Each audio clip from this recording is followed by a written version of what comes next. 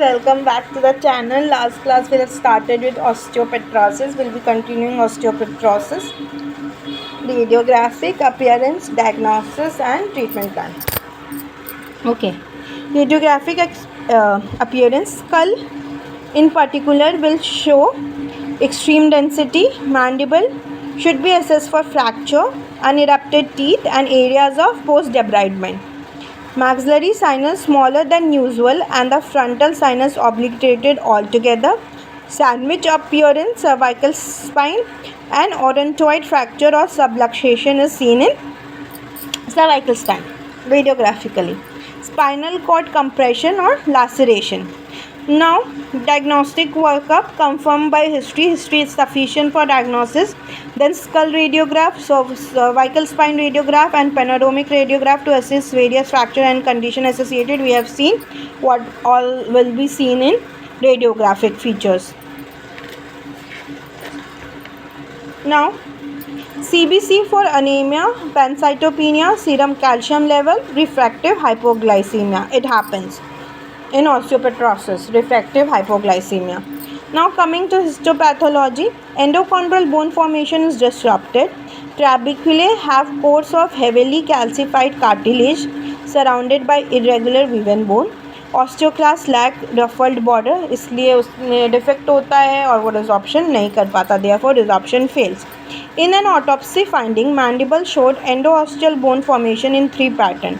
A tortuous arrangement of lamellar bone trabeculae, an amorphous globular pattern and osteophytic pattern. 3 pattern में tortuous, amorphous globular pattern and osteophytic pattern. Now, teeth in osteopetrosis show enamel hypoplasia, defect in mineralization of dentine and abnormal pulp chamber, and ankylosis of unerupted teeth is associated. Now coming to treatment plan and prognosis, strategy is to avoid local bony surgery and limit the degree of local debridement surgery. It should be avoided. Okay.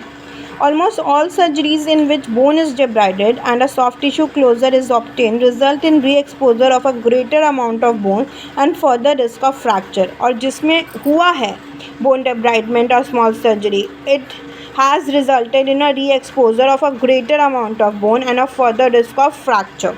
So it should be avoided. The strategy is to avoid local bony surgery and to limit the degree of local debridement surgery. It should be limited and it should be avoided. Now, removal of tooth should be avoided. Prophylactic and prompt restorative endodontic treatment are recommended. So rather than removing or extracting the tooth, we should go for endodontic and restorative therapy. Removal of tooth initiate the development of persistently exposed bone and low grade secondary infection. और अगर remove करते या ज़्यादा debridement करते हैं तो it will lead to low grade secondary infection. Mostly non-surgical management even when fracture occur. अगर fracture भी है तो भी go for non-surgical management in osteopetrosis.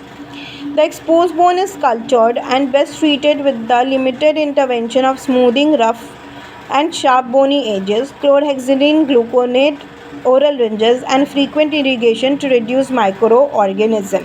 Okay, so जो exposed bone भी है उनको क्या करते हैं, हल्का जो भी sharp और bony edges है उसको हम smoothen कर देते हैं, फिर mouth wash देते हैं and frequent irrigation to maintain the oral hygiene.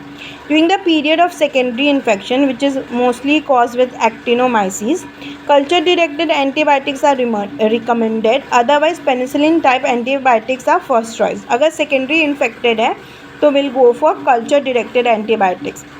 Hyperbaric oxygen, which produces angiogenesis in osteoradionecrosis, has been suggested for the treatment. Should be used as adjunct to antibiotic and wound irrigation in the episode of secondary infection. Okay.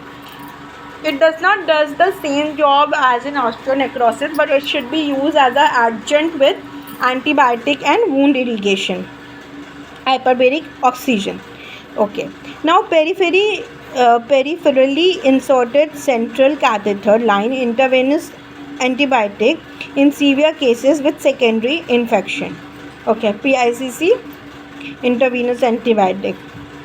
If GA अगर general anaesthesia या surgery is required then will go for fibre optic assisted और an awake nasal इंट्यूब्यूशन।